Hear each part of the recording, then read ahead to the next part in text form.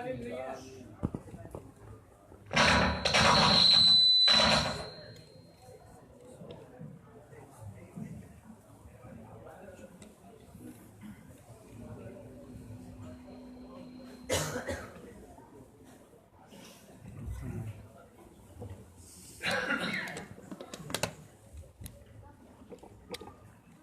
للہ وکفا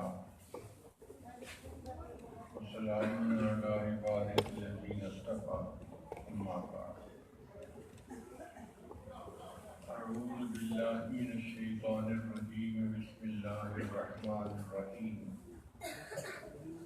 یوم لا ینفع مال ولا بنون الا من اتی اللہ بقلب سلیم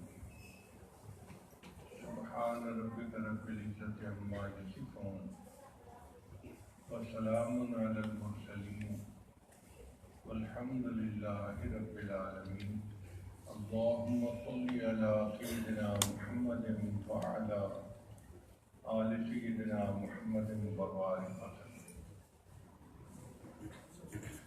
انسان کی زندگی کے 3 دن تو اہم ہوتے ہیں۔ ایک ہی جب بچہ دنیا میں پیدا ہوتا ہے، پیدا ہوتے ہی شیطان اس کو مس کرتا ہے، اس وجہ سے بچہ روتا ہے۔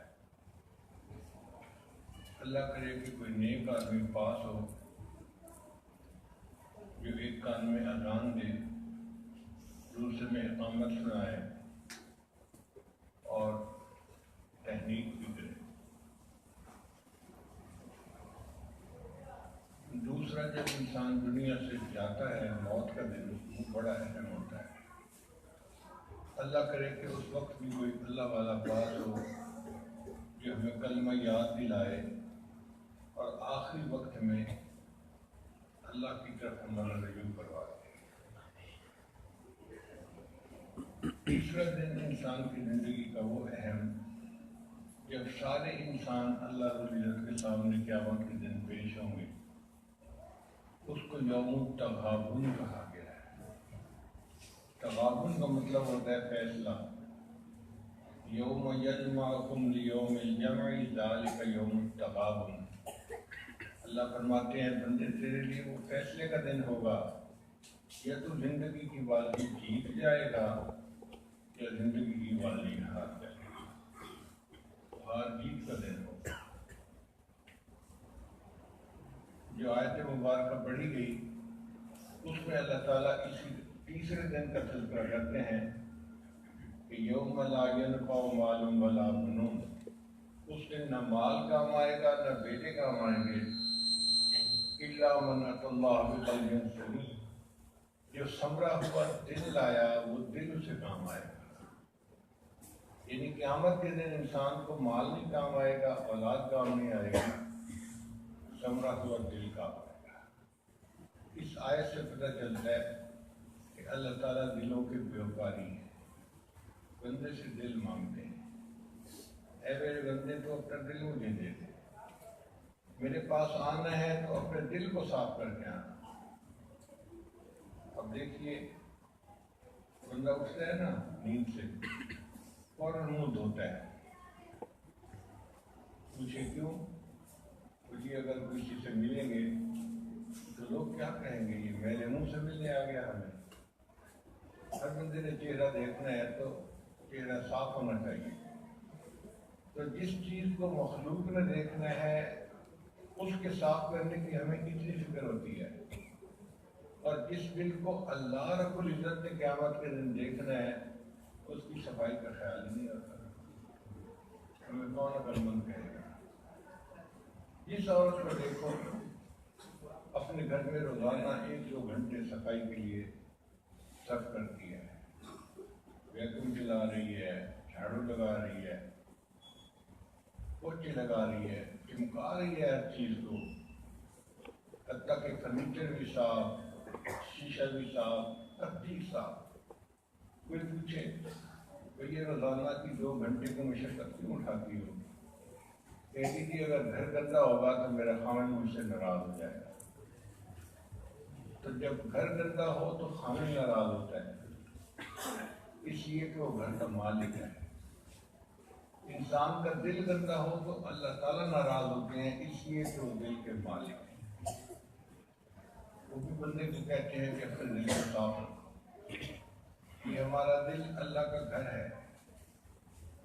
حدیث قدسی ہے، لا یسعنی ارضی ولا سمائی، نہ میں زمینوں میں سماتا ہوں نہ میں آسمانوں میں سماتا ہوں، میں مومن بندے کے دل میں سما جاتا ہوں۔ تو اللہ تعالیٰ کی تجلیات ذاتیہ وارد ہوتی ہیں، اس لیے دل اللہ کا گھر کہلاتا ہے۔ ہم بیت اللہ کو جو اللہ کا گھر کہتے ہیں تو کیوں کہتے ہیں؟ معاذ اللہ کوئی اللہ تعالیٰ وہاں رہتے تو نہیں ہے، مگر اللہ تعالیٰ کی تجلیات ذاتیہ وہاں وارد ہوتی ہیں، اس لیے اس کو بیت اللہ کہا جاتا ہے۔ وہی تجلیات ذاتیہ بندے کے دل پہ وارد ہوتی ہے جب انسان دل کو صاف کر لیتا ہے۔ اس لیے اللہ فرماتے ہیں کہ میرے بندے اپنے دل کو صاف کر، اور اگر دل میں ماسوا بھرا ہو، دنیا بھری ہو، اللہ اس دل میں آنا پسند نہیں کرتے۔ آپ نے مسئلہ سنا ہے نا کہ جس گھر میں کسی خدا کی تصویر ہو، انسان کی یا جانور کی، اللہ کے رحمت کا فرشتہ وہاں نہیں آتا۔ تو جس گھر میں تصویر ہو، اللہ کی رحمت کا فرشتہ وہاں نہیں آتا۔ جس دل میں کسی غیر کی تصویر ہوگی، اللہ اس دل میں آنا کیسے پسند فرمائے؟ ایک بندہ اپنے برتن لے کے جائے دودھ لینے کے لیے، اور برتن میں گندگی لگی نظر آ رہی ہو، تو دودھ ڈالنے والا کبھی دودھ نہیں ڈالے گا، کہے گا کہ میرے پاس صاف برتن لاؤ۔ اگر دودھ ڈالنے والا گندے برتن میں دودھ ڈالنا پسند نہیں کرتا، اللہ رب العزت ایک گندے دل میں اپنی رحمت کو ڈالنا کیسے پسند فرمائے؟ وہ بھی فرماتے ہیں کہ میرے بندے اپنے دل کو صاف کرو، چمکاؤ۔ جب تم صاف کر لو گے تو میں اپنی رحمت سے تمہارے دل کو بھر دوں گا۔ اب یہاں ایک طالب علم کے ذہن میں سوال پیدا ہوتا ہے کہ اللہ تعالیٰ کا گھر ہے اگر ہمارا دل، اللہ اس کو خود ہی کیوں نہیں صاف کر دے؟ ایک رحمت کی نظر ڈال دیں اور دل کو صاف کر دیں، کام ختم ہو جائے گا۔ تو علماء نے اس کا جواب دیا ہے کہ جب گھر کسی کو کرائے پر دیا جائے، جب گھر کسی کو کرائے پر دیا جائے تو پھر گھر کو صاف رکھنا کرایہ دار کا کام ہوتا ہے، مالک کا کام نہیں ہوتا۔ مالک کو صاف رکھتا ہے، لیکن گھر کو صاف، اور اگر آپ نے میرے گھر کو صاف نہ رکھا تو میں آپ کو اٹھا دوں گا، نکال دوں گا۔ اللہ رب العزت نے اس دنیا میں یہ دل ہمارے تصرف میں دیا ہے، اس لیے ہماری ہی ذمہ داری لگا دی میرے گھر کو صاف رکھنا۔ اگر تم میرے گھر کو گندا رکھو گے تو تمہیں قیامت کے دن اس کی سزا ملے گی۔ اب یہ ہمارا کام ہے کہ ہم اس اللہ کے دل، اللہ کے گھر کو صاف رکھیں۔ نبی علیہ السلام نے ارشاد فرمایا، ان فی الجسد بنی آدم لمضغہ، بنی آدم کے جسم میں گوشت کا ایک لوتھڑا ہے، اذا فسدت فسد الجسد کلہ، جب وہ خراب ہو جاتا ہے تو پورے جسم کے اعمال خراب ہو جاتے ہیں۔ وَإِذَا صَلُحَتْ صَلُحَ الْجَسَدُ كُلُّهُ، اور جب وہ سنور جاتا ہے تو پورے جسم کے اعمال سنور جاتے ہیں۔ الا وہی القلب، یاد لو وہ انسان کا دل ہے۔ تو دل کے سنورنے سے انسان سنورتا ہے، اور دل کے بگڑنے سے انسان بگڑتا ہے۔ ہمارے بگاڑ اور سنوار کا انحصار ہمارے قلب کے اوپر ہے۔ اس کو ہم سنواریں تو سنور جائیں گے، اور اگر یہ بگڑ گیا تو ہم بگڑ جائیں گے۔ اس لیے اس دل پر محنت کرنے کی ضرورت ہے۔ اب سوال پیدا ہوتا ہے کہ اس دل کو کیسے صاف کریں گے؟ تو ذکر سے انسان کا دل صاف ہو جاتا ہے۔ یہ جو اللہ کا ذکر ہے نا، یہ انسان کے دل کو بالکل صاف کر دیتا ہے۔ جتنا اللہ اللہ کریں گے، اللہ کا ذکر کریں گے، لا الہ الا اللہ کا ذکر کریں گے، اتنا دل صاف ہوتا جائے گا۔ جیسے جھاڑو لگاتے ہیں تو صحن صاف ہو گیا، لا الہ الا اللہ کا ذکر کریں گے تو دل کا صحن صاف ہو جائے گا، ماں سوا ختم ہو جائے گا۔ تھانوی رحمۃ اللہ نے مسائل السلوک میں ایک عجیب نقطہ لکھا ہے۔ فرماتے ہیں کہ ملکہ بلقیس کے پاس جب سلیمان علیہ السلام کا خط آیا تو اس نے اپنے اسمبلی ممبروں سے مشورہ کیا کہ مجھے کیا کرنا چاہیے۔ تو اسمبلی ممبروں نے گویا کہ زبان ہو کر کہا قدم بڑھاؤ ہم تمہارے ساتھ ہیں۔ یہ پرانا فکرہ چلا ہے، انظری ماذا تأمرین، تم فیصلہ کر جو کرنا ہے، ہم تمہارے ساتھ ہیں۔ مگر وہ سمجھدار عورت تھی، اس نے کہا کہ ان الملوک اذا دخلوا قریۃ افسدوها، جب بادشاہ کی بستی میں داخل ہوتے ہیں تو اس میں فساد مچا دیتے ہیں۔ وجعلوا اعزۃ اہلها اذلہ، اور جو وہاں معزز ہوتے ہیں ان کو ذلیل کر کے وہ نکال دیتے ہیں۔ تو میں سلیمان صاحب سے جنگ نہیں کروں گی، میں ان کے پاس صلح کے لیے خود چلی جاؤں گی۔ یہ تو ظاہرہ معنی اس آیت کے حضرت تھانوی رحمۃ اللہ لکھتے ہیں کہ اس میں ایک بہترین تمثیل موجود ہے۔ اگر کریا سے مراد ہم دل کا کریا لے لیں، دل کی بستی لے لیں، اور ملوک سے مراد مالک الملک کا نام لے لیں، اللہ کا نام، تو پھر معنی جو بنے گے ان الملوک اذا دخلوا قریۃ، جب اللہ کا نام دل کے قریہ کے اندر داخل ہوتا ہے، افسدوها، انقلاب پیدا کر دیتا ہے، وجعلوا اعزۃ اہلها اذلہ، اور دنیا جو وہاں معزز بنی ہوتی ہے اس کو ذلیل کر کے دل سے نکال دیتے ہیں۔ تو اللہ کا ذکر انسان کے دل سے ماں سوا کی محبت کو نکال دیتا ہے، دنیا حقیر ہو جاتی ہے اور دل صاف ہو جاتا ہے۔ اس لیے حضرت مجذوب رحمۃ اللہ نے شعر لکھا، ہر تمنا دل سے رخصت ہو گئی، ہر تمنا دل سے رخصت ہو گئی، اب تو آ جا اب تو خلوت ہو گئی۔ تو حضرت تھانوی رحمۃ اللہ اتنے خوش ہوئے، فرمایا کہ اگر میرے پاس مال ہوتا تو میں 1,00,000 روپیہ انعام دے دیتا۔ اس وقت جو مدرسے میں استاد پڑھاتے تھے ان کی تنخواہیں 1 روپیہ یا 2 روپیہ ہوتی تھی۔ اب آپ بتائیں جب مہینے کی تنخواہ 1 روپیہ یا 2 روپیہ ہو اور بندہ کہے کہ میں اس شعر پر 1,00,000 روپیہ انعام دے دیتا تو کتنی خوشی کی بات ہو۔ ہر تمنا دل سے رخصت ہو گئی، اب تو آ جا اب تو خلوت ہو گئی۔ اب یہ دل کو جو خالی ہے یہ ہم نے کرنا ہے، یہ ہماری ذمہ داری ہے۔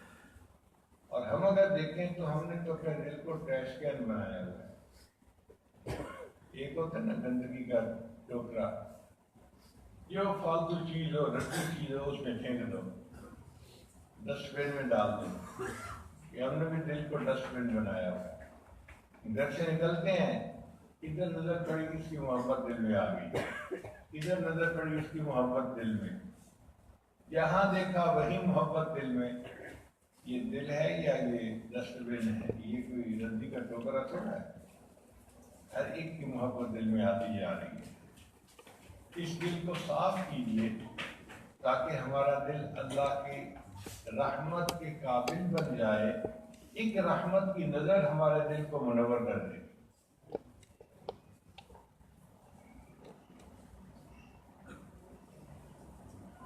جب انسان گناہ کرتا ہے تو دل کے اوپر ایک کالا نقطہ لگ جاتا ہے، اگر توبہ کر لے تو وہ دھل جاتا ہے، اور اگر پھر گناہ کرے تو دوسرا نقطہ لگ جاتا ہے، اور نقطے لگتے لگتے لگتے ایک ایسا وقت آتا ہے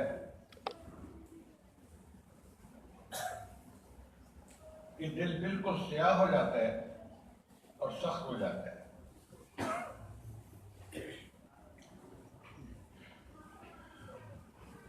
اللہ تعالیٰ فرماتے ہیں ثم قست قلوبکم من بعد ذلک، اس کے بعد ہمارے دل سخت ہو گئے، وہی عقل حجارہ، یہ پتھر کی مانند ہو گئے، او اشد قسوہ، بلکہ پتھروں سے بھی زیادہ سخت ہو گئے۔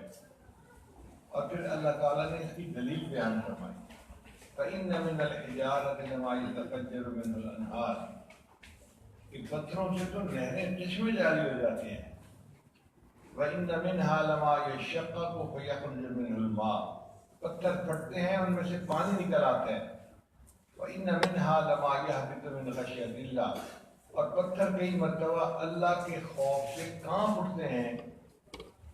اے انسان، جب تیرا دل پتھر ہوتا ہے، یہ اللہ کے خوف سے نہیں کانپتا، یہ پتھروں سے بھی پرے پار ہو جاتا ہے۔ ہم دلوں میں پتھر لیے پھرتے ہیں، یہ دل زندہ نہیں ہے، یہ دل مردہ ہے، روحانی طور پہ مرا ہوا دل ہے۔ ایک شخص حضرت مسیح رحمۃ اللہ کے پاس آیا، حضرت پتہ نہیں ہمارے دل سو گئے۔ پوچھا کیا ہوا؟ حضرت آپ درس قرآن دیتے ہیں، ہمارے دلوں پہ کوئی اثر ہی نہیں ہوتا، دلچسپ سے مسیح نہیں ہوتے۔ حضرت نے فرمایا، اے دوست، اگر تمہارا یہ حال ہے تو یہ نہ کہو دل سو گئے، بلکہ یہ کہو دل مو گئے، مر گئے۔ وہ بڑا حیران ہوا، حضرت یہ دل مر بھی جاتے ہیں؟ حضرت نے جواب دیا، ہاں، جو انسان سویا ہوا ہو اس کو جھنجھوڑا جائے وہ جاگ اٹھتا ہے، یہ جھنجھوڑنے سے نہ جاگے وہ سویا ہوا نہیں، وہ مویا ہوا۔ درس قرآن دیا جائے اور دل پہ اثر نہ ہو، یہ قلب کی موت کی علامت ہے۔ اس لیے نصیحت کی بات سنے بندہ اور دل اثر قبول نہ کرے، یہ دل کی موت کی علامت ہے۔ اللہ تعالیٰ ہمارے دلوں کو زندہ رکھے اور ہمارے دلوں کو اللہ تعالیٰ نور سے منور فرما دے۔ اور یہ جو ظلمتیں گناہوں کی ہم نے دل میں جمع کی ہیں، ان ظلمتوں سے نجات پانے کی ضرورت ہے، اور اس کے لیے اللہ کا ذکر کثرت سے کرنا پڑے گا۔ کچھ عرصہ ذکر کیجیے، پھر اس کی لذت خود محسوس کیجیے۔ یہ صرف باتیں نہیں ہیں، اس کے اثرات ہیں۔ آپ ذکر کریں اور پھر اس کی برکتیں خود محسوس کریں، آپ کا دل گواہی دے گا کہ اب میرے دل میں اللہ کی محبت بڑھ گئی، اب عبادت میں دھیان زیادہ لگتا ہے، نماز میں دل زیادہ لگتا ہے، اب میرا تلاوت قرآن کرنے کو دل کرتا ہے، اب مسجد میں بیٹھے رہنے کو دل چاہتا ہے، اب نیکوں کی محفل میں خوشی خوشی جاتا ہوں، اب مجھے نیکوں میں بیٹھ کے کوئی گھبراہٹ نہیں ہوتی۔ تو یہ علامات ہیں کہ دل اثر قبول کر رہا ہے۔ بہرحال اس دل پر محنت کرنے کی ضرورت ہے۔ دل کی مثال زمین کی مانند ہے، اگر زمین کو کچھ عرصہ کاشتکاری نہ کی جائے تو زمین سخت ہو جاتی ہے، بڑی بڑی سخت ہو جاتی ہے۔ دل کی بھی مثال ایسی ہے، اگر دل پر محنت نہ کی جائے تو کچھ مدت گزرنے کے بعد دل کی زمین سخت ہو جاتی ہے۔ اللہ تعالیٰ قرآن مجید میں بنی اسرائیل کے بارے میں فرماتے ہیں، فَقَالَ عَلَيْهِمُ الْأَمَدُ فَقَسَتْ قُلُوبُهُمْ، ان پر ایک طویل مدت غفلت کی گزر گئی، ان کے دلوں کو سخت کر دیا گیا۔ تو غفلت کی زندگی گزارنے پر اللہ دلوں کو سخت کر دیتے ہیں۔ اس لیے اس دل پر محنت کرنی پڑے گی تاکہ یہ دل نرم ہو جائے، یہ دل اللہ تعالیٰ کے نور سے بھر جائے۔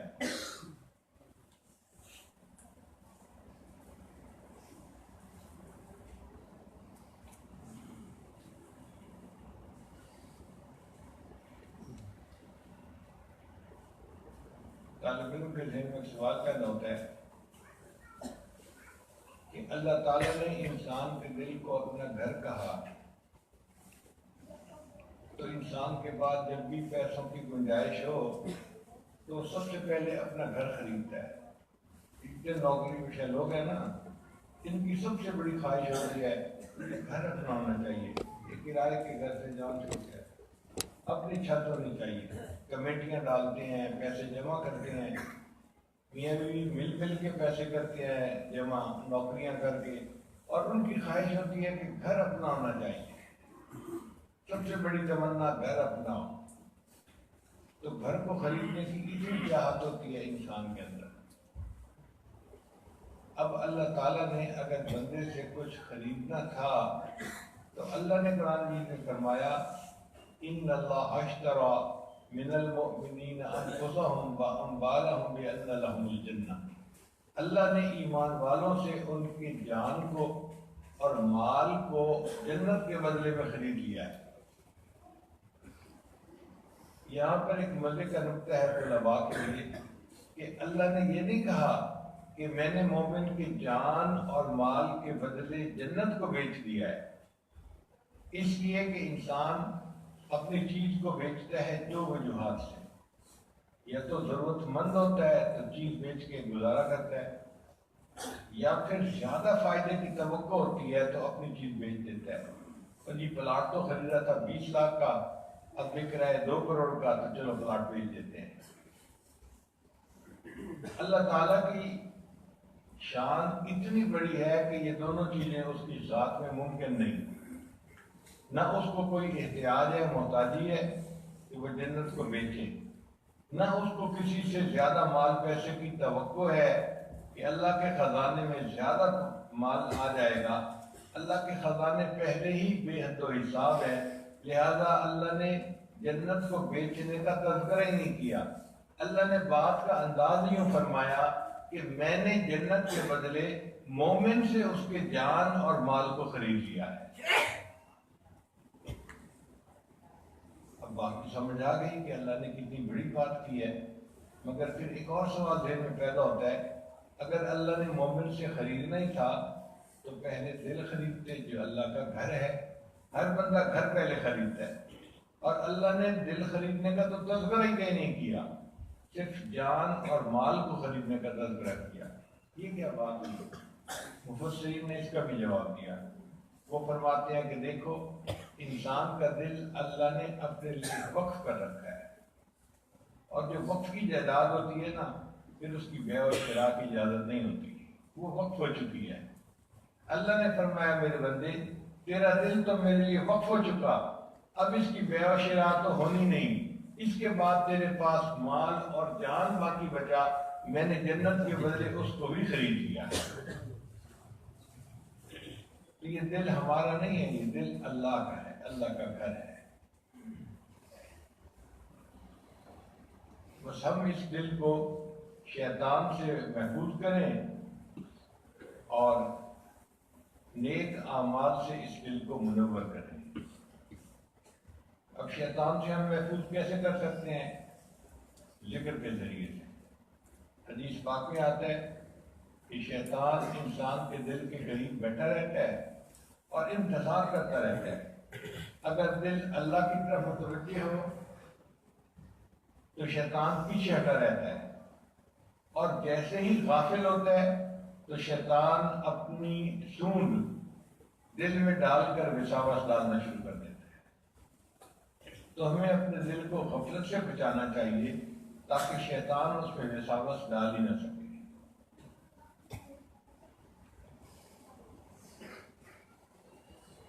چنانچہ علماء نے لکھا ہے کہ ہمارے دل کی مثال بیت اللہ کی مانند ہے۔ ہمارے دل کی مثال بیت اللہ کی مانند ہے، اور شیطان کی مثال ابرہہ کی مانند ہے۔ ابرہہ بادشاہ تھا جو یمن سے چلا تھا بیت اللہ کو قبضہ کرنے کے لیے، اور یہ شیطان بھی ابرہہ ہے، یہ بھی ہمارے دل پر جو اللہ کا گھر ہے اس پر قبضہ کرنا چاہتا ہے۔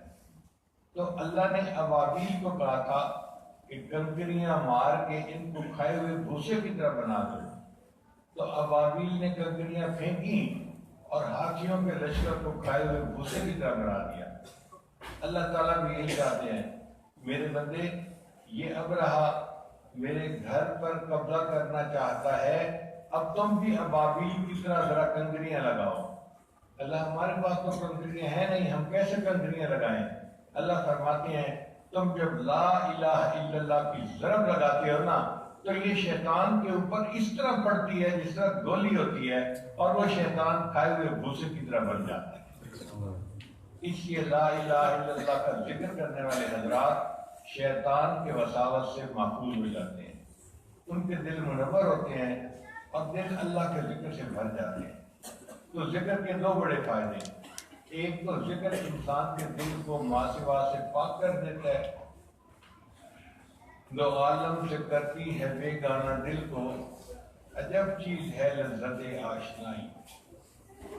تو ایک تو ماسوا سے پاک کر دیتی ہے، اور دوسرا یہ کہ اللہ کی محبت دل میں بھر جاتی ہے، ذکر سے ذات کی محبت پیدا ہوتی ہے۔ ہم جب اللہ کا ذکر کثرت کے ساتھ کریں گے نا تو اللہ تعالیٰ کی محبت ہمارے دل میں بھر جائے گی، اور اس محبت کی وجہ سے پھر اللہ کی عبادت کرنی ہمارے لیے آسان ہو جائے گی۔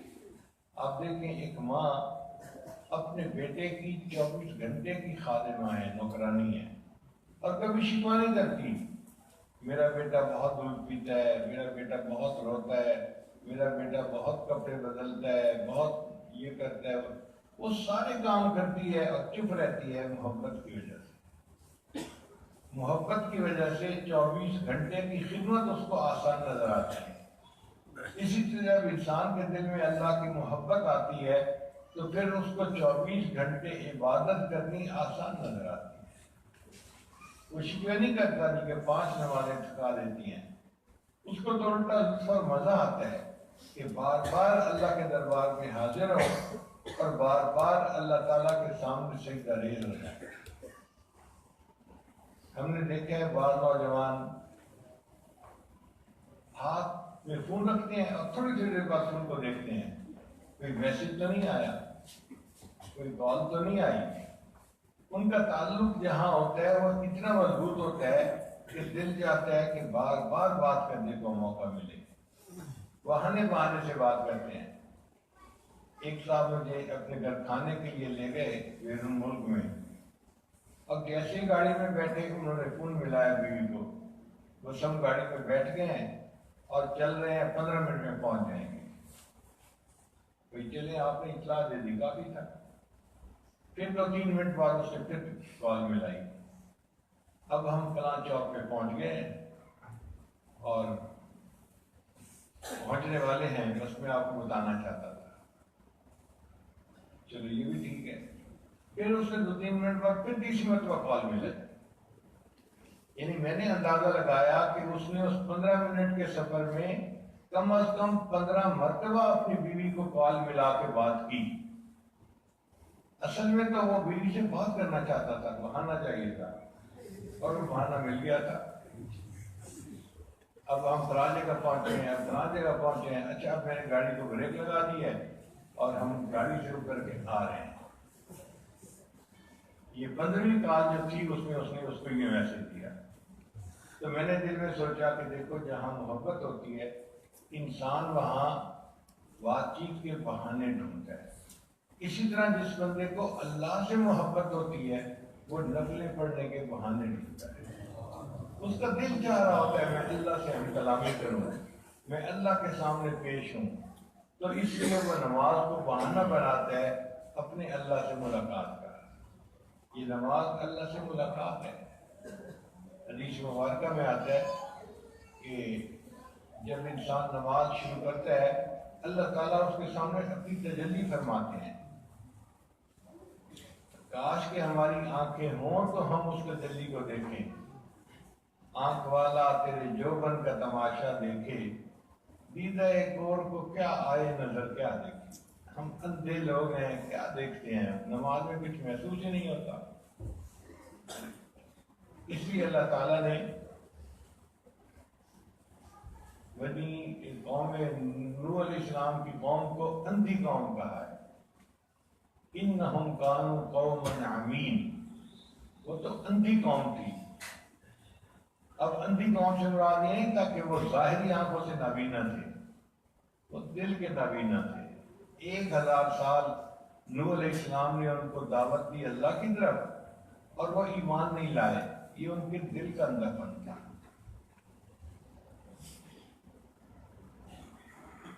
اللہ تعالیٰ قرآن میں فرماتے ہیں فَإِنَّهَا لَا تَعْمَى الْأَبْصَارُ اور بے شک آنکھیں اندھی نہیں ہوتی، ولیکن تعمل القلوب التی فی الصدور، یہ تو سینوں کے اندر دل اندھے ہوا کرتے ہیں، تو دل اندھے ہو جاتے ہیں تو انسان کو پھر کچھ نظر نہیں آتا، اور جب دل اللہ کی محبت سے بھرا ہوا ہو تو پھر دل چاہتا ہے ابھی اشراق پڑھ لوں، ابھی جاش پڑھ لوں، اوابین پڑھ لوں، تہجد پڑھ لوں، ابھی وضو کیا ہے تو تحیۃ الوضو پڑھ لوں، ابھی مسجد میں داخل ہوا ہوں تو میں تحیۃ المسجد پڑھ لوں۔ وہ بہانے ڈھونڈتا ہے، میں ابھی شکرانے کے 2 نفل پڑھ رہا ہوں، میں صلاۃ الحاجت پڑھ رہا ہوں، میں صلاۃ التوبہ پڑھ رہا ہوں۔ وہ بہانہ بنا کے نفل پڑھتا ہے اور اپنی محبت کے جذبے کا اظہار کرتا ہے، یہ محبت ہوتی ہے دل میں۔ پھر اس کا دل چاہتا ہے میں اللہ سے ہم کلامی کروں، تو قرآن مجید پڑھتا ہے۔ یہ قرآن مجید جو ہے نا، یہ اللہ تعالیٰ سے ہم کلامی ہے۔ حدیث واقعہ میں آتا ہے کہ انسان پڑھتا ہے الحمدللہ رب العالمین، اللہ تعالیٰ جواب دیتے ہیں حمدنی عبدی، میرے بندے نے میری حمد بیان کی۔ تو جیسے ٹیلی فون پہ دونوں طرف سے گفتگو ہو رہی ہوتی ہے، ایسی کیفیت ہوتی ہے، ادھر سے بندہ آیت پڑھ رہا ہے اور ادھر سے اللہ اس کا جواب دے رہے ہیں۔ لوگوں کو دیکھ کے ٹیلی فون بند نہیں کرتے، باتیں کرتے رہتے ہیں، اچھا پھر ہور کی حال ہے، اچھا پھر ہور کی حال ہے۔ وہی سعودی عرب سے اگر بیٹے نے کال کر دی ہے اور آپ نے اپنے گھر کے حالات سارے بتا دیے تو اب آپ کال بند کریں، نہیں ماں پھر کہیں اچھا پتر بتا ہور کی حال ہے، دل نہیں چاہتا فون بند کرنے کو۔ اسی طرح مومن جب قرآن پڑھتا ہے تو اس کا بھی دل بھرتا نہیں ہے، اس کا دل چاہتا ہے میں اور پڑھتا رہوں اور پڑھتا رہوں اور پڑھتا رہوں۔ سیدنا عثمان رضی اللہ عنہ فرمایا کرتے تھے لو طہرت قلوبکم، اگر تمہارے دل گناہوں سے پاک ہوتے، ما شبعتم من کلام ربکم، تم اللہ کا قرآن پڑھنے سے کبھی دل ہی نہ تمہارا بھرتا، دل چاہتا پڑھتے رہیں پڑھتے رہیں پڑھتے رہیں۔ یہ ایسا ہی ہے معاملہ، گرمی کے موسم میں آپ گھر آئیں اور آگے کوئی ٹھنڈا مشروب آپ کی وائف آپ کو دے تو آپ ایک ایک گھونٹ مزہ لے کے پیتے ہیں، اور ایک گلاس پینے سے دل نہیں بھرتا، دل چاہتا ہے دوسرا گلاس بھی بھر کے دے۔ اسی طرح جو مومن اللہ کی محبت اپنے دل میں رکھتا ہے تو قرآن مجید کا ایک پارہ پڑھنے سے دل نہیں بھرتا، دل چاہتا ہے اور پڑھوں اور پڑھوں۔ چنانچہ امام اعظم ابو حنیفہ رحمۃ اللہ علیہ رمضان مبارک کے دن میں ایک قرآن مجید پڑھ لیا کرتے تھے اور رات میں پھر دوبارہ پھر قرآن مجید پڑھ لیا کرتے تھے۔ آپ اندازہ لگائیے کہ پورا قرآن مجید پڑھنا ان کے لیے آسان تھا، دل بھرتا ہی نہیں تھا، دل چاہتا تھا پڑھتا رہوں پڑھتا رہوں۔ اور صحابہ کرام کا حال بھی اس سے بھی آگے تھا۔ ایک صحابی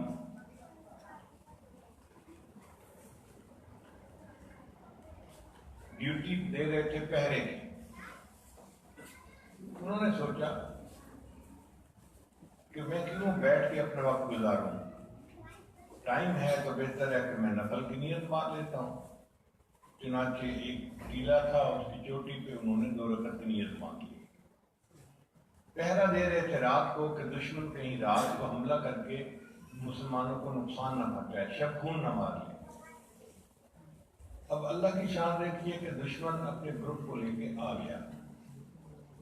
اب جب وہ آئے تو انہوں نے دیکھا کہ ٹیلے کے اوپر ایسے لگتا ہے جیسے کوئی بندہ کھڑا ہے، اندھیرا تھا، صاف نظر تو نہیں آیا، لیکن انہوں نے آزمانے کے لیے کہ یہ کیا ہے تیر پھینکا، تو وہ تیر ان کو جسم میں لگا اور خون نکلنے لگا۔ اس وقت تک خون نکلنے کا مسئلہ واضح نہیں ہوا تھا، اب ادھر سے خون نکل رہا ہے جسم سے اور وہ اپنی نماز شروع کیے ہوئے ہیں۔ ہمارے جسم پہ مکھی آ کے بیٹھ جائے تو ساری توجہ ختم، مچھر کاٹ لے توجہ ختم۔ ان کے جسم میں تیر لگا، اور تیر کوئی چھوٹی سی چیز نہیں، تیر جہاں لگتا تھا وہاں جسم کو کاٹ دیتا تھا. اب خون کا فوارہ چھوٹا ہوا ہے اور وہ نماز پڑھتے جا رہے ہیں. پھر انہوں نے دوسرا تیر مارا، وہ بھی جسم میں لگا اور وہاں سے بھی خون نکلا. پھر تیسرا تیر مارا تو تیسری جگہ سے خون نکلا. اب 3 جگہ سے اگر خون بہ رہا ہو تو آپ اندازہ لگا سکتے ہیں نا کہ جسم سے کتنا تیزی سے خون نکلتا ہے. اب کپڑے بھی خون سے لچڑ گئے اور خون تیزی سے نکل بھی رہا ہے. ان کو خیال آیا میں اگر اسی طرح کھڑا رہوں گا تو خون زیادہ نکل جائے گا اور میں تو بے ہوش ہو کے گر جاؤں گا اور لشکر والوں کو پتہ نہیں چلے گا کہ دشمن قریب ہے، تو میرے فرض منصبی میں جو ہے وہ خلل آ جائے گا. انہوں نے جلدی سے نماز کا سلام پھیرا اور اپنے ساتھی کو جگایا اور کہنے لگے کہ اگر مجھے اپنے فرض منصبی میں خلل پڑنے کا ڈر نہ ہوتا میں تیروں پہ تیر تو کھاتا رہتا، سورہ کہف کو پورا کیے بغیر سلام نہ پھیرتا. کتنا ان کو لطف آتا ہوگا قرآن مجید کے پڑھنے میں کہ میں سورہ کہف کو پورا مکمل کیے بغیر سلام نہ پھیرتا.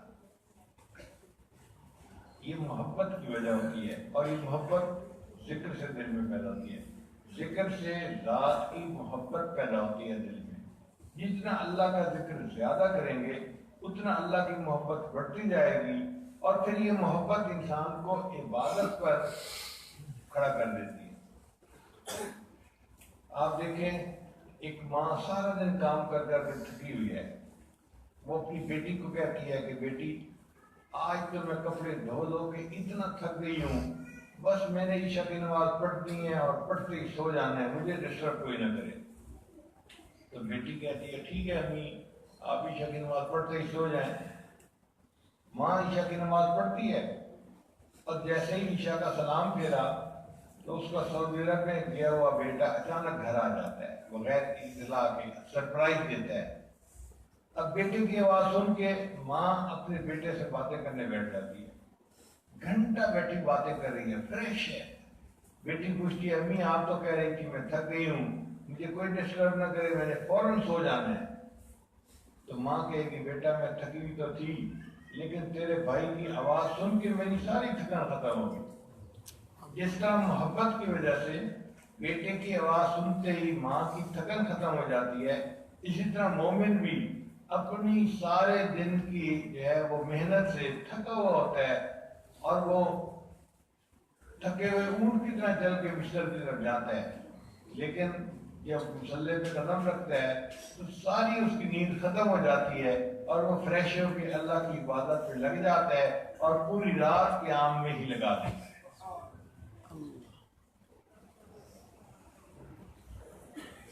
ایک کتاب ہے تذکرۃ الحفاظ، قرآن مجید کے حفاظ کے حالات ہیں. اس میں کافی بڑی کتاب ہے، اس میں عجیب واقعہ لکھا ہے.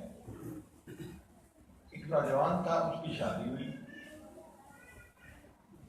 جب وہ بیوی کے پاس گیا تو میاں بیوی دونوں نے فیصلہ کیا کہ ہم 2 رکعت نفل پڑھتے ہیں پھر ہم آپس میں ملاقات کریں گے. تو خامن تھوڑا آگے کھڑا ہو گیا اور بیوی پیچھے کھڑی ہو گئی. اب بیوی نے تو چند منٹ میں 2 رکعت نفل پڑھ لیے اور خامن صاحب نے جب قرآن مجید کی تلاوت شروع کی تو وہ تلاوت کرتا جا رہا ہے، کرتا جا رہا ہے، کرتا جا رہا ہے، حتیٰ کہ ساری رات ختم ہو گئی.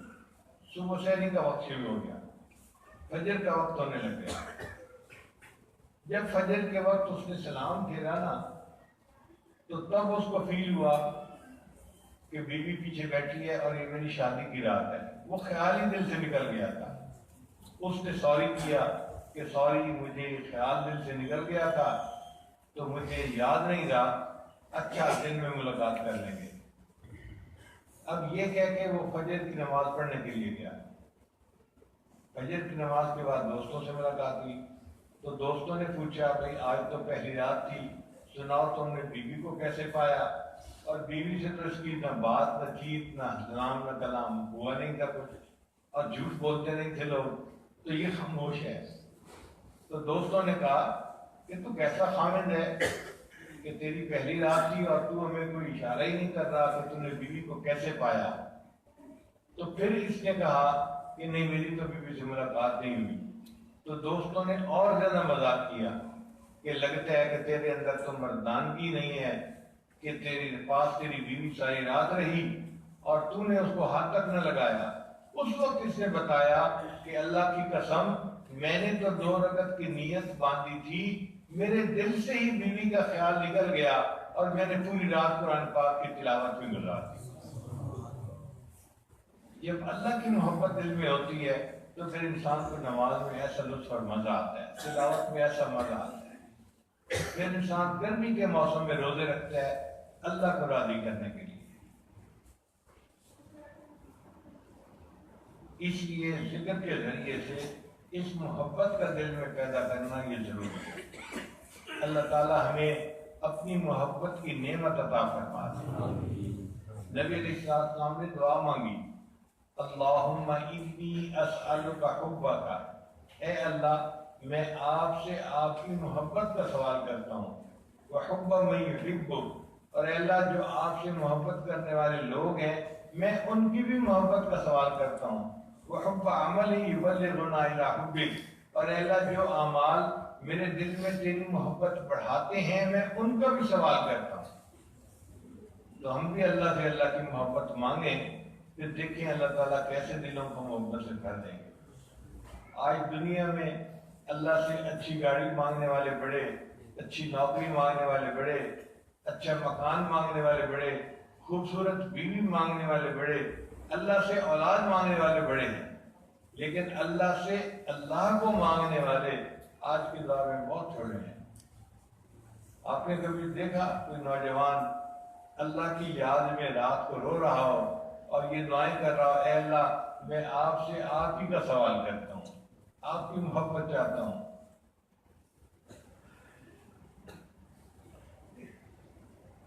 تیری محفل بھی گئی، چاہنے والے بھی گئے، شب کی آہیں بھی گئی، صبح کے نالے بھی گئے۔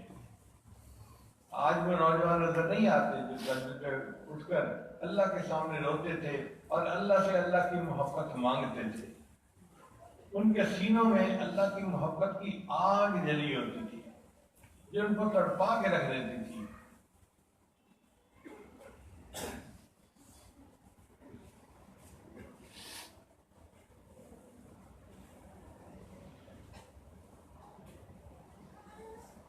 جب دل میں اللہ تعالیٰ کی محبت آتی ہے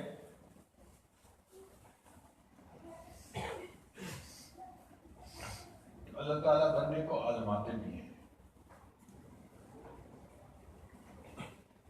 علامہ اقبال نے خوبصورت شعر لکھا، جفا جو عشق میں ہوتی ہے وہ جفا ہی نہیں، جفا نہ ہو تو محبت میں کچھ مزہ ہی نہیں۔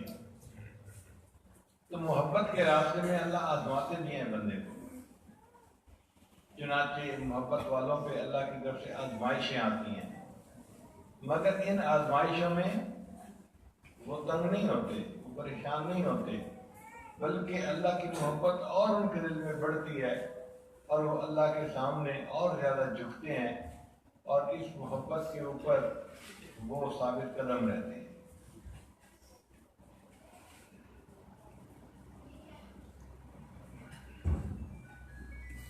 شاعر نے شعر کہا، تیرے عشق نے مجھے غم دیا، تیرے عشق نے مجھے غم دیا، میرے غم کی عمر دراز ہو۔ اب اس کو غم ملا ہے اللہ کی محبت میں اور یہ دعا مانگ رہا ہے کہ اللہ میرے غم کی عمر کو دراز کر دینا، لمبا کر دینا۔ تیرے عشق نے مجھے غم دیا، میرے غم کی عمر دراز ہو، وہ مقام آئے میرے خدا، میرے عشق پہ تجھ ناز ہو۔ اللہ عشق میں ایسا بھی مقام آ جائے کہ میرے عشق پہ تجھ ناز ہو۔ اور حدیث سے ثابت ہوتا ہے کہ جو اللہ کے ایسے بندے ہوتے ہیں جو رات اٹھ کر تہجد پڑھتے ہیں خوبصورت بیوی پاس ہوتی ہے، اللہ فرشتوں کی محفل میں بیٹھ کے اس کا تذکرہ کرتے ہیں، دیکھو یہ تھکا ہوا میرا بندہ تھا، باقی سارے تھکے ہوئے سو گئے، اس نے پھر بھی جو ہے تہجد کی نیت باندھ لی، یہ میرا کیسا اچھا بندہ ہے، اور اس کو دیکھو اس کے پاس اس کی خوبصورت دل میں گھر کرنے والی بیوی موجود ہے، یہ اپنا ٹائم اس کے ساتھ گزار سکتا تھا، پھر اٹھ کے اس نے جو تہجد کی نیت باندھی، اس کے دل میں میری محبت کا کیا حال ہے۔ اللہ تعالیٰ فرشتوں میں اپنے ان محبین کا تذکرہ فرماتے ہیں۔ تو شاید کہتے ہیں کہ اللہ کرے مجھے عشق میں وہ مقام ملے کہ میرے اللہ کو میرے عشق پہ ناز ہو۔ تیرے عشق نے مجھے غم دیا، میرے غم کی عمر دراز ہو، وہ مقام آئے میرے خدا، میرے عشق پہ تجھ ناز ہو۔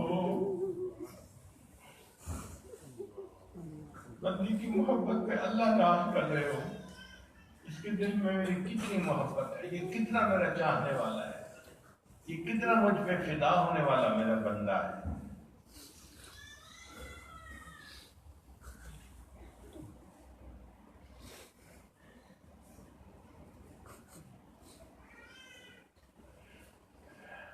محبت کے بارے میں آپ کو چند اشعار سناتا ہوں فارسی کے۔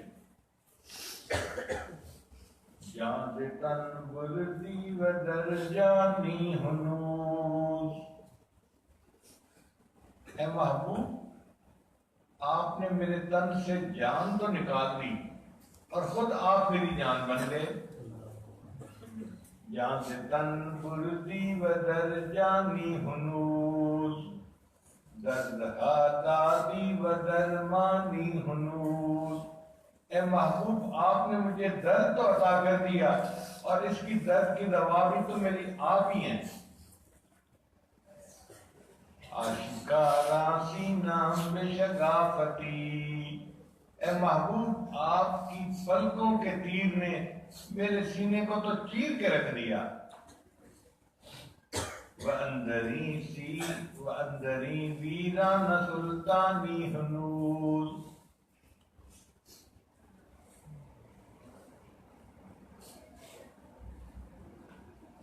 ملک دل کر دی خراب دستے ناز، اے محبوب آپ نے ناز کی تلوار سے میرے دل کو ویران کر دیا۔ تیری محبت سے پہلے میرے دل میں بڑی محبتیں تھی، میرا دل آباد تھا، اس کی محبت اس کی محبت، یہ بھی دل میں بس رہا تھا وہ بھی دل میں بس رہا تھا، یہ دل غیر سے آباد تھا۔ تیری ناز کی تلوار ایسی چلی کہ سب محبتیں نکل گئیں، تو نے میرے دل کو ویرانہ کر دیا۔ وَأَنْدَرِي وِيرَانَ سُلْطَانِي ہنوز، اور اس ویرانے میں ابھی بھی سلطانی بادشاہی آپ ہی کی ہے۔ قیمت خود ہر دو عالم گفتئی، اے محبوب آپ نے اپنے وصل کی قیمت دو عالم گئی ہے کہ نہ اس دنیا کی کوئی خواہش دل میں رہے نہ آخرت کی کوئی خواہش دل میں رہے۔ قیمت خود ہر دو عالم گفتئی، نرخ بالا کن کے ارزانی ہنوز، اے اللہ یہ دو عالم کی خواہشات کو چھوڑ دینا، یہ تو بہت تھوڑی قیمت ہے، آپ اپنی قیمت بڑھا دیجئے، آپ نے بڑا سستا سودا کیا ہے۔ تو جو اللہ کی محبت کرنے والے ہوتے ہیں ان کو اللہ کے لیے سب کچھ قربان کرنا پھر آسان نظر آتا ہے، وہ سب کچھ دینے کے لیے تیار ہو جاتے ہیں۔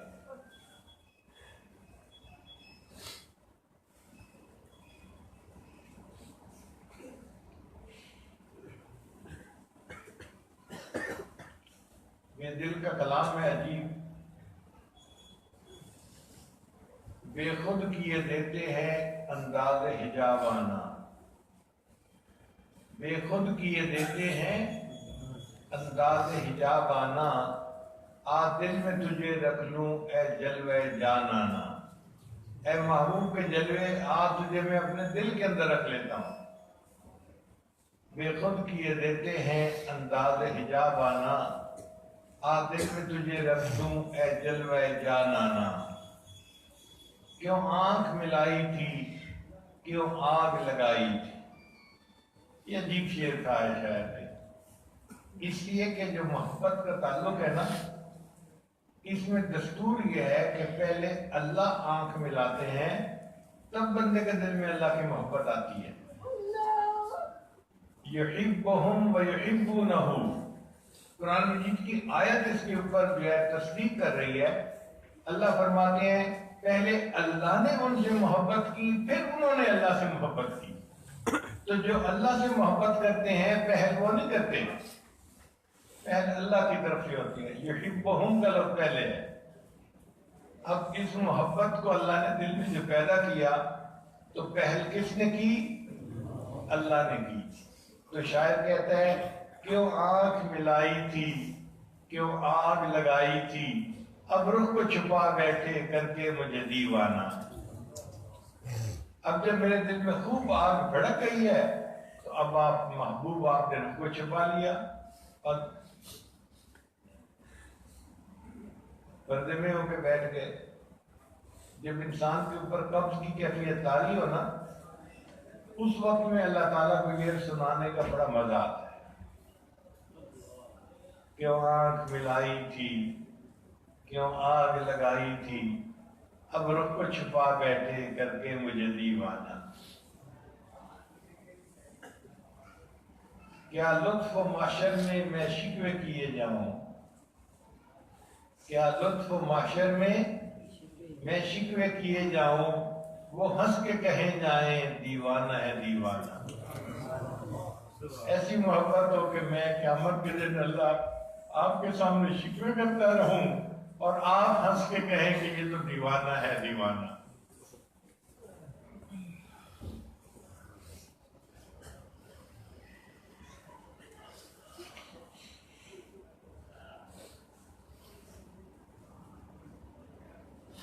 ہمارے علاقے میں ایک شاعر گزرے ہیں بزرگ، ان کا نام خواجہ غلام فرید رحمۃ اللہ علیہ، بہت محبت بھرے اشعار میں ان کے ہیں۔ اگر آپ سمجھتے ہیں زبان تو مزہ آئے گا، اور نہیں سمجھتے تو میں کچھ اردو میں ترجمہ بھی کر دوں گا۔ وہ فرماتے ہیں اور کہانی مول نہ بھانی، الف ہی کو ہم بس میاں جی۔ اے میاں جی مجھے ایک الف کافی ہے، الف سے مراد اللہ، اس کے سوا مجھے کوئی کہانی اچھی نہیں لگتی، کوئی بات ہی نہیں اچھی لگتی۔ اور کہانی مول نہ بھانی، الف ہی کو ہم بس میاں جی، بیتے دی میں کلوڑ نکائی۔ بس مجھے الف کافی ہے۔ اب اس نے ماں سوا کو انہوں نے کہا ہے بیتے، الف کے علاوہ جو کچھ ہے سب وہ بیتے ماں سوا ہے، کہ مجھے ماں سوا کی کوئی ضرورت نہیں۔ بیتے دی میں کلوڑ نکائی، الف لیوم دل خسر میاں جی۔ اے میاں جی مجھ سے تو الف نے میرا دل ہی چھین لیا ہے، اب میرا دل میرے اختیار میں نہیں ہے اور مجھے بیٹے کی کوئی ضرورت بھی نہیں ہے۔ الف کی تم بے بس میاں جی، اب مجھے تو الف اللہ نے بے بس کر کے رکھ دیا ہے، اس لیے اب میرے دل پہ میرا بس نہیں چلتا، وہ اللہ کے ساتھ جڑ چکا ہے، اب اس میں کسی اور کی گنجائش نہیں ہے۔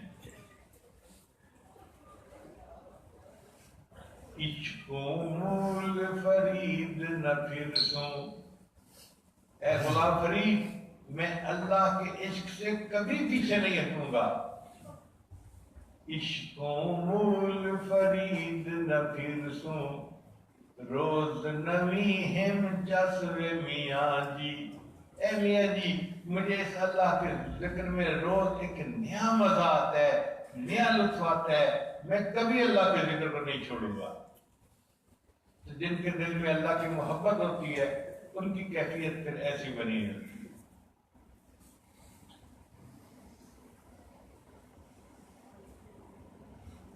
آپ نے فارسی، اردو اور پنجابی کے اشعار تو سن لیے، اب عربی کے بھی اشعار سنا دیتے ہیں۔ شاعر کہتا ہے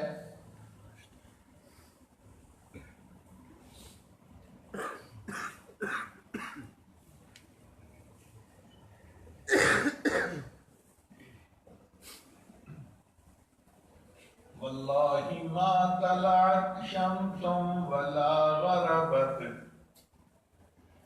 الا وانت فی قلبی ووسواسی. اللہ کی قسم کبھی سورج طلوع نہیں ہوا اور غروب نہیں ہوا، اور اے محبوب تو میرے خیالوں میں اور میری یادوں میں ہر وقت ہی ہوتا ہے.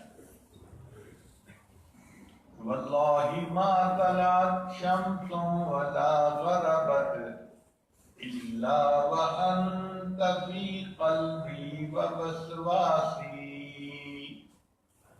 ولا جلست الى قوم احدثهم الا وانت حدیثی بین جلاسی. اور اللہ کی قسم میں کبھی دوستوں کی محفل میں نہیں بیٹھتا مگر دوستوں کی محفل میں میری زبان پہ تذکرے تو محبوب تیرے ہی ہوتے ہیں. ولا ذکرتک محزونا ولا طربا الا وحبک مقرون بانفاسی. اے محبوب میں نے کبھی خوشی اور غم میں تجھے یاد نہیں کیا مگر میرے سانسوں میں تیری محبت ہی تو لپٹی ہوتی ہے. ولا هممت بشرب الماء من عطش الا رأيت خیالا منك في الكأس. ارے محبوب میں نے شدید پیاس کی حالت میں کبھی پانی کا پیالہ نہیں پیا مگر اس پیالے میں پانی میں تیری تصویر کو ڈھونڈ رہا ہوتا ہوں. پی تو میں پانی رہا ہوتا ہوں مگر اس پانی میں تیری تصویر تلاش کر رہا ہوتا ہوں. محبت انسان کو ایسے کر دیتی ہے. پھر نمازیں پڑھنی، نیکی کرنا، عبادت کرنا، تلاوت کرنا، یہ سب کام آسان ہو جاتے ہیں، بلکہ انسان پھر اللہ کے لیے اپنا سب کچھ قربان کرنے کے لیے تیار ہو جاتا ہے. کتابوں میں مشہور واقعہ ہے، سیدنا ابراہیم علیہ السلام اپنی بکریوں کو چراتے پھر رہے تھے.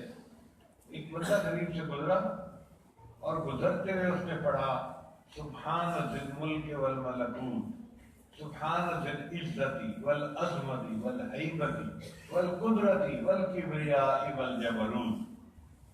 جب اس نے اللہ کی تعریف اتنے اچھے انداز میں بیان کی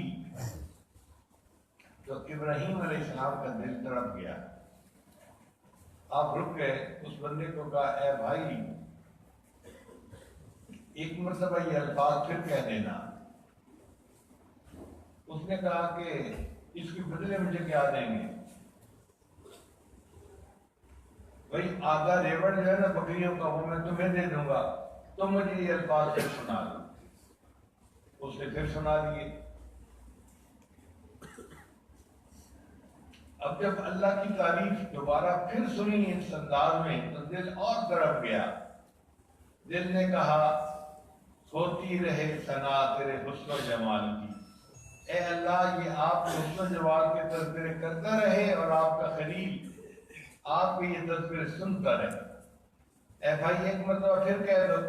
اس نے کہا اب بدلے میں کیا دیں گے؟ بھائی باقی آدھا ریوڑ بھی آپ کو دے دوں گا. اس نے وہ لے کے پھر ایک دفعہ بات سنا دیے. پھر دل مچل اٹھا. اے بھائی ایک مرتبہ اور کہہ دو. اس نے کہا اب تو آپ کے پاس دینے کے لیے ریوڑ بھی نہیں، اب کیا دیں گے؟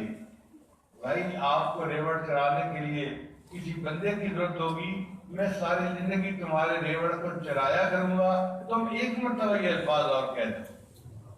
جب ابراہیم علیہ السلام نے اس کو یہ آفر کی نا تو وہ کہنے لگا ابراہیم علیہ السلام مبارک ہو، میں اللہ کا فرشتہ ہوں، اللہ نے مجھے بھیجا، جاؤ میرے ابراہیم خلیل کے پاس اور ان کے سامنے جا کے میرا نام لو اور دیکھو وہ میرے نام کے کیا نام لگاتا ہے.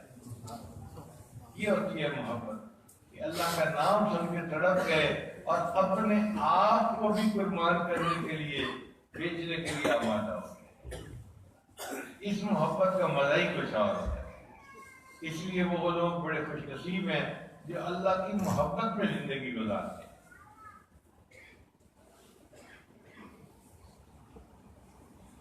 حضرت نگوئی رحمۃ اللہ علیہ نے جگہ لکھا ہے کہ اگر کسی بندے نے ساری زندگی میں ایک مرتبہ محبت سے اللہ کا نام لیا، اگر کسی بندے نے ساری زندگی میں ایک مرتبہ محبت سے اللہ کا نام لیا، یہ جو ایک مرتبہ محبت سے اللہ کا لفظ بولا ہے، یہ کبھی نہ کبھی اس بندے کے لیے جہنم سے نکلنے کا سبب بن جائے گا۔ اس ایک مرتبہ اللہ کے لفظ کو کہنے پر یہ بندہ کبھی نہ کبھی جہنم سے ضرور نکال لیا جائے گا۔ ایک مرتبہ محبت سے اللہ کا لفظ کہنا اتنا قیمتی ہے۔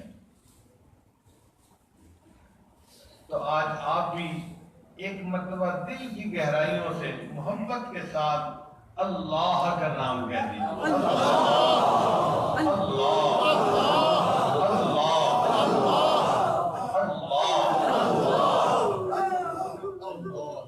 یہ محبت سے اللہ کا لفظ کہنا یہ ہماری زندگی کا سرمایہ ہے۔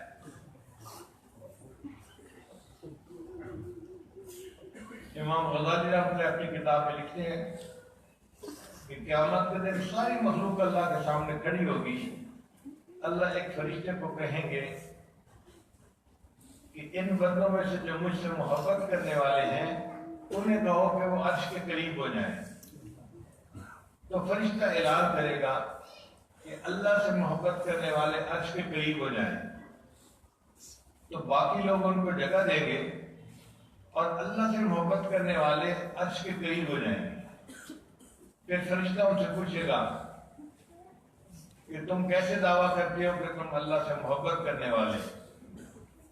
وہ جواب دیں گے ہم پوری زندگی شریعت کے مطابق گزارتے تھے، ہم نے اپنے پورے دن اور پوری راتیں اللہ کی عبادت میں گزاری، ہم نماز پڑھتے تھے، تلاوت کرتے تھے، ہم اللہ کے راستے میں جہاد کرتے تھے، ہم نے اپنا مال اللہ پہ قربان کیا، اپنی جان اللہ پہ قربان کی، ہم تو اللہ کے دیدار کے انتظار میں زندگی گزارتے تھے، اور اب جب موقع آیا ہے تو بس اب ہم عرش کے قریب ہو گئے ہیں، ہم چاہتے ہیں کہ اللہ ہمیں اپنا دیدار عطا فرما دے۔